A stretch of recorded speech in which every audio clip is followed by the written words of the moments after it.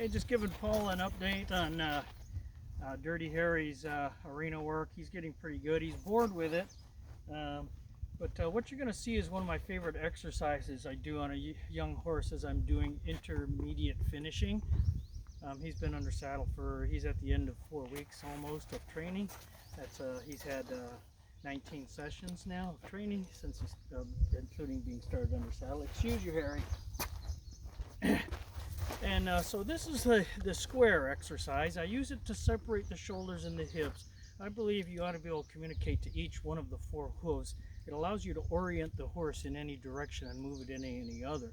You know, if you're trying to do any lateral work, shoulders in, shoulders out, side passing, half passing, leg yielding, then to have lateral work, you need to be able to adjust the front end and the back end. Sometimes you want a little more front end, sometimes you want a little more back end, just depends on the angle of the horse that you want as they're moving. And so to adjust that angle, you need to be able to talk to the hips and the shoulders to get it where you want it to be. And this is the way I firstly separate the shoulders and the hips, by doing pure 90-degree turns on the haunches and 90-degree turns on the forehand, and I put that back together to do the actual lateral work. But this is where we start. So I gotta get on the floor.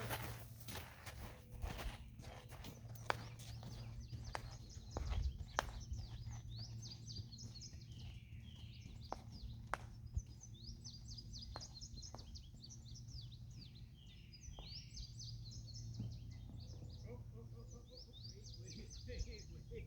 Don't need your help.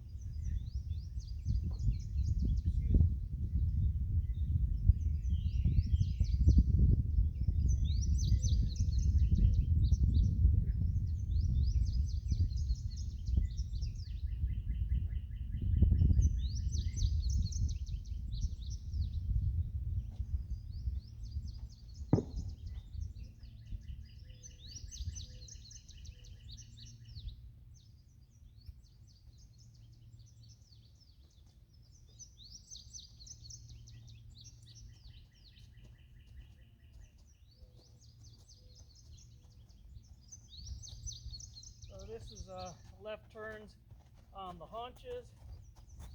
It's good to rock them back a tiny bit to take the weight off the shoulders. It makes it a lot easier for them to move the shoulders if there's no weight on them.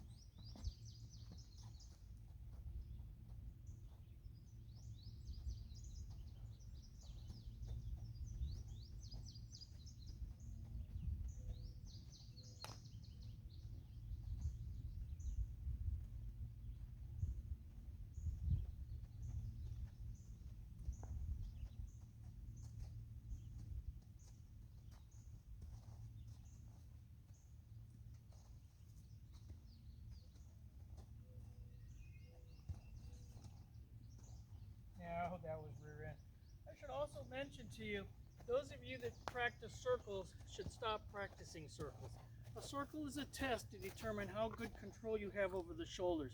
Can you move the shoulders inside a circle, like that, or outside a circle? And the idea is to do a perfect circle, you keep the shoulders on a perfect line, neither inside nor outside the circle, so it stays the same. Well, to build those skills, don't practice circles. Practice control of the shoulders, the front end of the horse, the steering wheel. We do that with this exercise. When you want to determine how good you're doing with that, then you have a very nice perfect circle drawn somewhere and see if you can keep your horse's shoulders one leg on each side of that. That's the test. That's not how you build it. So we're going to go back into this.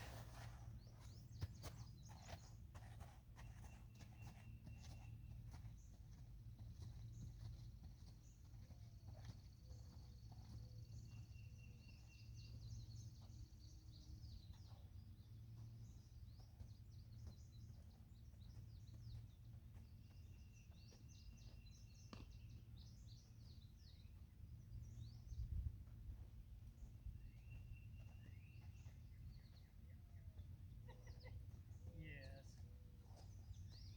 You lost it there, didn't you? Okay, now we're going to switch to turns on the forehand instead of turns on the haunches. So we want to go by the cone a little bit, put the leg back, and pure forehand.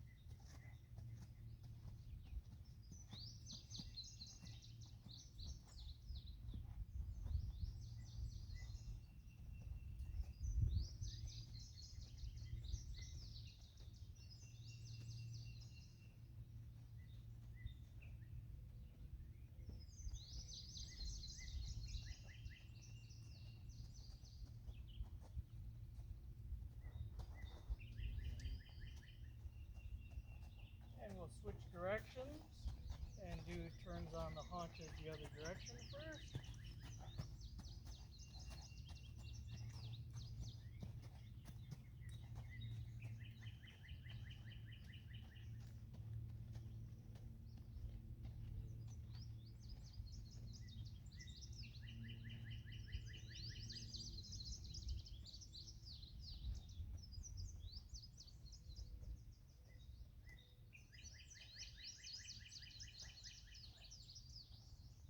That was beautiful. Good job, Mr. Terry.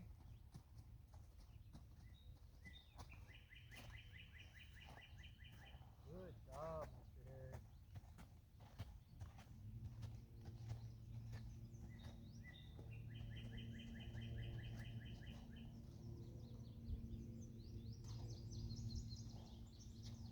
No, don't lose it.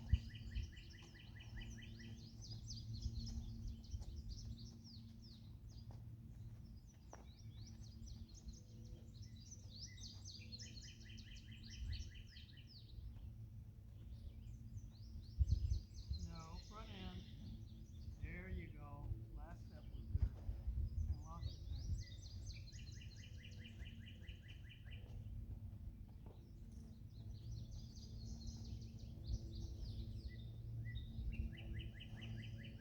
Whoops! Whoops! $5. Knocked over a cone. And we get a little wonky shoulder right there. So I'm just going to fix that shoulder. Here we go. Got the shoulder back. There we go.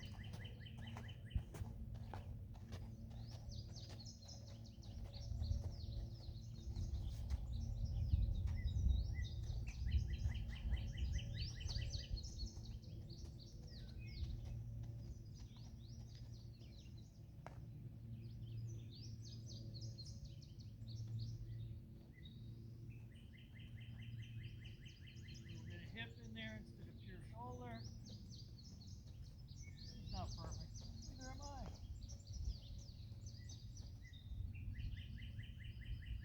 There. Good one. Okay, gonna switch turns on the forehand. That one sucked. He's not even doing it. Well, he's been doing it pretty good.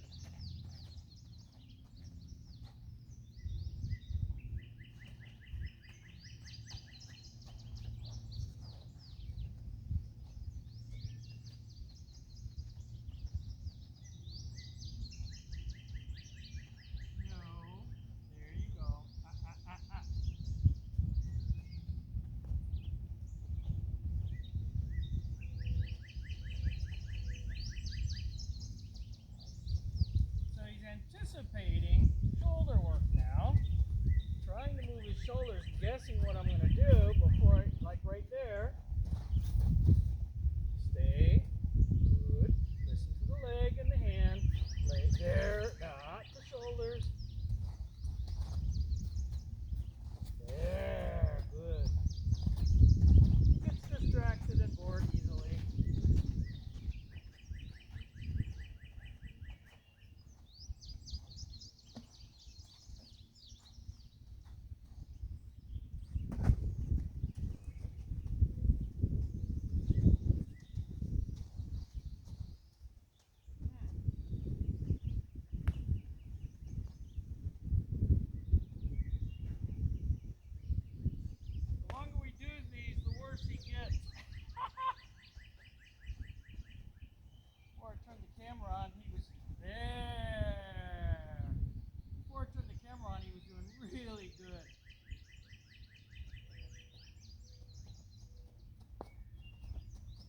Does hate arena work, I know that. There, now we're starting to cook again. He gets tuned out. This is too easy for him. There we go. He got it back.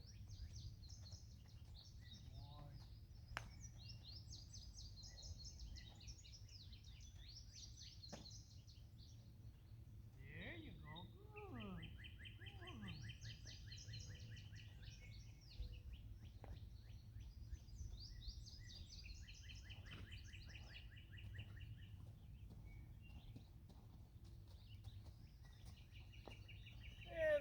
have it. That's how Harry's doing on his intermediate lateral work. He's just got one ride left, trail ride with Mom to graduate, and then he'll be going home and get a lot of miles put on him. Just in case you're wondering what cues am I using, I've got 5 natural aids to communication with my horse. One is the voice. We don't use those. The other 4 are legs, hands, seat, and weight. And depending on whether I'm talking to the shoulders or the hips, if I'm talking to the shoulders, I have a leg aid, which is my outside leg. I bring half an inch forward and close my calf right there if I want to go that way. At the same time, I add weight to my right leg stirrup iron. That's my weight aid. At the same time, my right hand comes a little bit of tension on the right rein as a hand aid. At the same time, this left rein closes. That's called a bearing rein. Eventually it becomes a neck rein in Western riding. So closing like this is talking to the right shoulder. Pulling this straight back is talking to the right shoulder. This leg coming forward and on is talking to the right shoulder. And adding weight to my right leg is talking to the shoulder. When I want to talk to the hips, the weight aid controls the shoulders. So the weight aid isn't used talking to the hip, but the seat is used. The seat isn't used when talking to the shoulders, it's used when talking to the hips. Okay, so when I want to do turns on the forehand and move the hips around, I'm going to bring my right leg back about an inch, close my calf, that's talking to the hind end, to the right hip. At the same time, I'm going to bring my right rein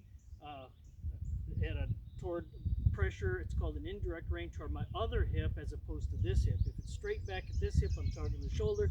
If it's straight back toward this hip, I'm talking to his hip on that side. And then I add weight on my right seat bone, which drives the hip away, move away from pressure. So those are the 3 hip aids that I use to control the hips. The inside leg, I'm sorry, not the inside. The inside leg, yeah, comes back and it comes on. The hand comes across in an indirect rein like this, and at the same time, my right seat bone engages to bring the hips to the right like that. There we go. So just a quick explanation. If you have any questions, you're always welcome to text me or leave a comment below.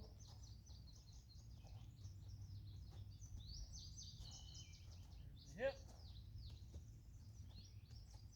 And this is the shoulder. There we go. And in the other direction, there's the shoulder. And here's the hip. There we go. There we go. There we go. There we go. And have a great day, everybody. A good horsey day. This is a Gypsy, in case you were wondering. His birthday is this month, turning 4. He's had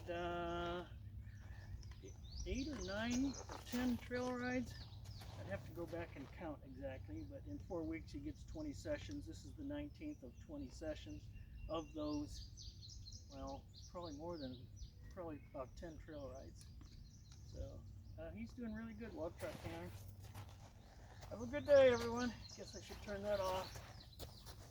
See if I can do that without knocking it over or down. Okay, Harry, give me that shoulder now. Let's learn let's use what we've been learning.